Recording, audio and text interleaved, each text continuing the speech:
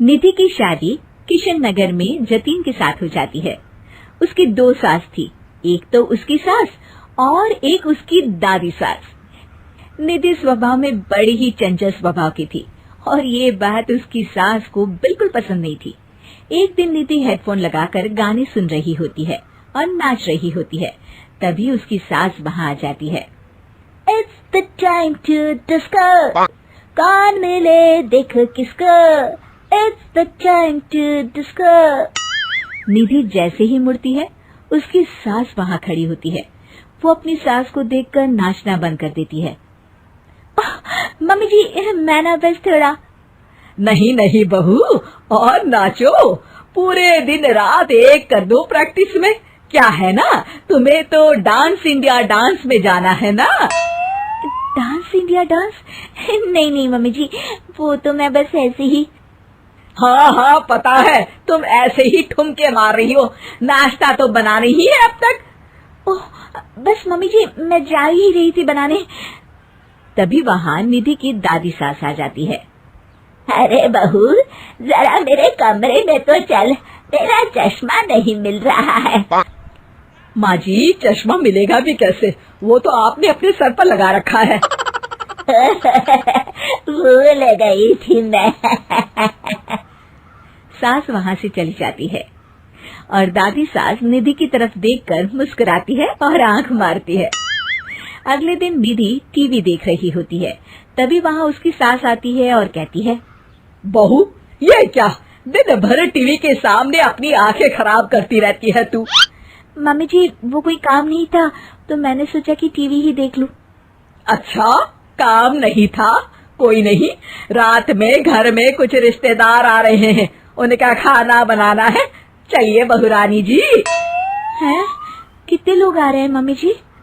यही कोई 10-12 लोग होंगे। अभी से ही लग जाओ काम पर, समझी। उनकी खातिरदारी में कोई कमी नहीं रहनी चाहिए। सास वहाँ से चली जाती है। बाप रे, 10-12 लोग, इतने लोगों का खाना, इतना खाना तो एक साथ मैंने कभी नहीं बनाया। निधि रसोई में जाती है और सब्जी काटना शुरू करती है। सब्जी काटते हुए काफी वक्त बीत जाता है। तभी उसकी सास आती है। ये क्या, अभी तक सब्जी ही काट रही है? अरे अभी तक तो सब्जी बन भी जानी चाहिए थी। जल्दी जल्दी हाथ चलाओ बहू, मैं जरा मार्केट जा रही हूँ। सास चली जाती है। इतना सारा काम है और खुद अकेले ही करना पड़ रहा है मुझे। निधि सब्जी काटने के बाद आटा गूंदना शुरू करती है तो देखती है कि आटा खत्म हो गया है। आटे के पैकेट ऊपर वाले स्लैब में रखे हैं। ओफो, एक काम और बढ़ गया। निधि आटा निकालने के लिए स्टूल पर चढ़ती है और पैकेट उतारने लगती है। तभी उसका बैलेंस बिगड़ता है और सारा आटा उसके ऊपर गिरता है। हे भगवान, मर गई रे, ये तो सारा आटा ही गिर गया। अब क्या करूं? आज तो सासू माँ से बहुत डांट पड़ेगी। तभी उसकी दादी सास को रोने की आवाज आती है और वो रसोई की तरफ आ जाती हैं। देखती है कि निधि आटे में लथपथ जमीन पर बैठी है और पूरा आटा रसोई में बिखरा हुआ है। अरे बहू, ये क्या हालत बना रखी है तूने अपनी? मेहमानों के आने का वक्त हो गया है और रसोई की ऐसी हालत है। दादी सासू माँ, आज तो मुझे मम्मी जी घर से ही निकाल देंगे।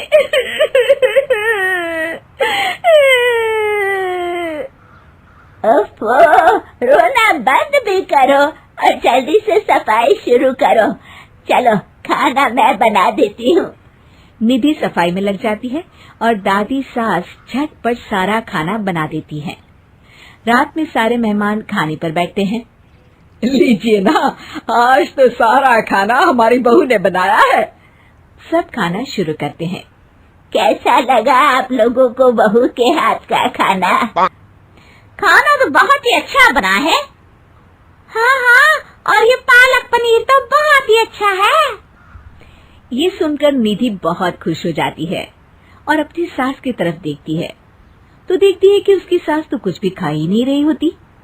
अरे मम्मी जी, आप लीजिए ना, मैं परोसती हूँ आपको। ये लीजिए पालक पनीर और ये लीजिए रोटी। सास जैसे ही खाने का निवाला खाती है तो अपनी बहू की तरफ देखती है कैसा बना है खाना मम्मी जी? सास दादी सास की तरफ देखती है। अब बहुत अच्छा खाना बना है। दादी सास समझ जाती है कि उसकी बहू को पता चल गया है कि खाना उन्होंने बनाया है, और निधि ये सोचकर घबरा रही होती है कि अब उसकी सास उसका क्या हाल करेगी। सारे मेहमान चले जाते हैं। बहू, तुम्हें शर्म नहीं आती? सारा खाना तुमने सासू माँ से बनवाया? नहीं मम्मी जी, वो दरअसल आटा। तभी दादी सास वहाँ आ जाती है और निधि की बात काटते हुए कहती है, अरे बहू, मेरी थोड़ी सी तबीयत ठीक नहीं लग रही, तू जरा डॉक्टर को तो बुला दे। अरे सासू माँ, क्या हो गया आपको? चलिए कमरे में आइए आप। सास निधि की दादी सास को अंदर लेकर जाती है और दादी सास एक बार फिर से निधि की तरफ देखकर मुस्कुराती है। दादी सास ने मुझे फिर से बचा लिया।